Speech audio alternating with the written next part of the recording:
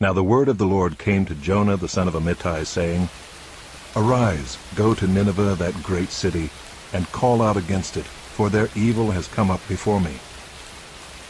But Jonah rose to flee to Tarshish from the presence of the Lord. He went down to Joppa and found a ship going to Tarshish. So he paid the fare and went down into it, to go with them to Tarshish, away from the presence of the Lord. But the Lord hurled a great wind upon the sea, and there was a mighty tempest on the sea, so that the ship threatened to break up. Then the mariners were afraid, and each cried out to his God.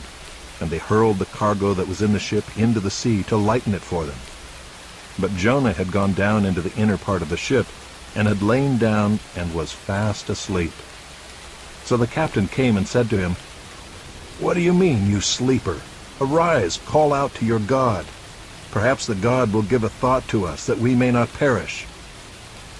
And they said to one another, Come, let us cast lots, that we may know on whose account this evil has come upon us. So they cast lots, and the lot fell on Jonah. Then they said to him, Tell us on whose account this evil has come upon us. What is your occupation, and where do you come from? What is your country, and of what people are you? And he said to them, I am a Hebrew, and I fear the Lord, the God of heaven, who made the sea and the dry land. Then the men were exceedingly afraid, and said to him, What is this that you have done? For the men knew that he was fleeing from the presence of the Lord, because he had told them. Then they said to him, What shall we do to you, that the sea may quiet down for us? For the sea grew more and more tempestuous. He said to them, Pick me up and hurl me into the sea, then the sea will quiet down for you. For I know it is because of me that this great tempest has come upon you. Nevertheless, the men rowed hard to get back to dry land, but they could not, for the sea grew more and more tempestuous against them. Therefore they called out to the Lord, O Lord, let us not perish for this man's life, and lay not on us innocent blood, for you, O Lord, have done as it pleased you. So they picked up Jonah and hurled him into the sea, and the sea ceased from its raging. Then the men feared the Lord exceedingly, and they offered a sacrifice to the Lord and made vows. And the Lord appointed a great fish to swallow up Jonah. And Jonah was in the belly of the fish 3 days and 3 nights. Then Jonah prayed to the Lord his God from the belly of the fish, saying, I called out to the Lord out of my distress, and he answered me. Out of the belly of Sheol I cried, and you heard my voice. For you cast me into the deep, into the heart of the seas, and the flood surrounded me. All your waves and your billows passed over me. Then I said, I am driven away from your sight, yet I shall again look upon your holy temple. The waters closed in over me to take my life. The deep surrounded me. Weeds were wrapped about my head at the roots of the mountains. I went down to the land whose bars closed upon me forever. Yet you brought up my life from the pit, O Lord my God. When my life was fainting away, I remembered the Lord, and my prayer came to you into your holy temple. Those who pay regard to vain idols forsake their hope of steadfast love. But I, with the voice of thanksgiving, will sacrifice to you. What I have vowed I will pay.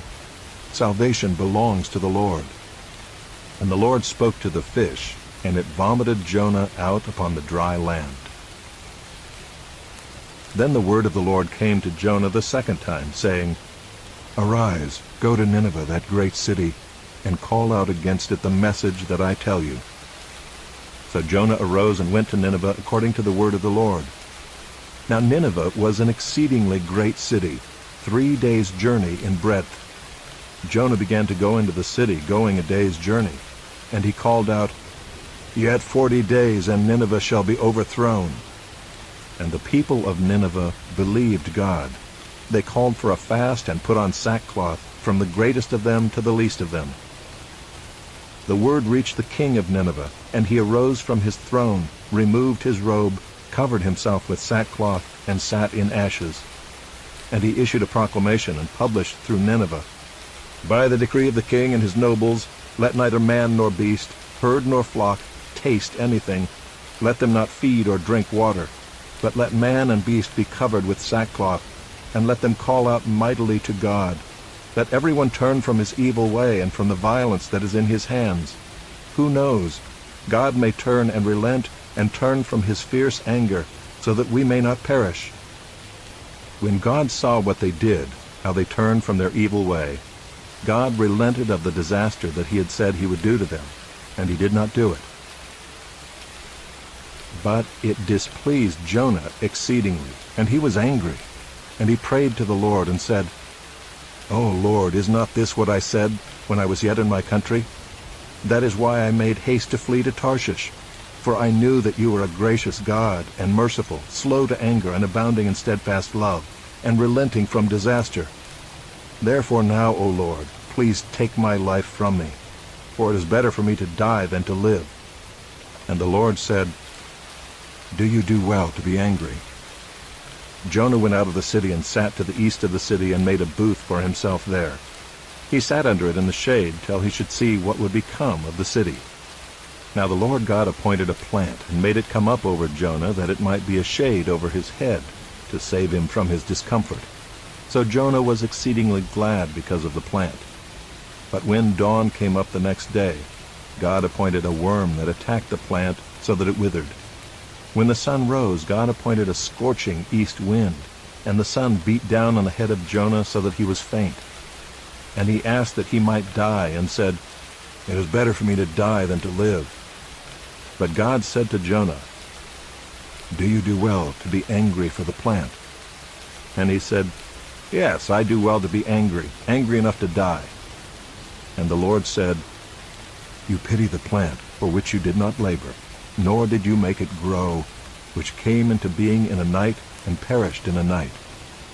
And should not I pity Nineveh, that great city in which there are more than 120,000 persons who do not know their right hand from their left, and also much cattle?"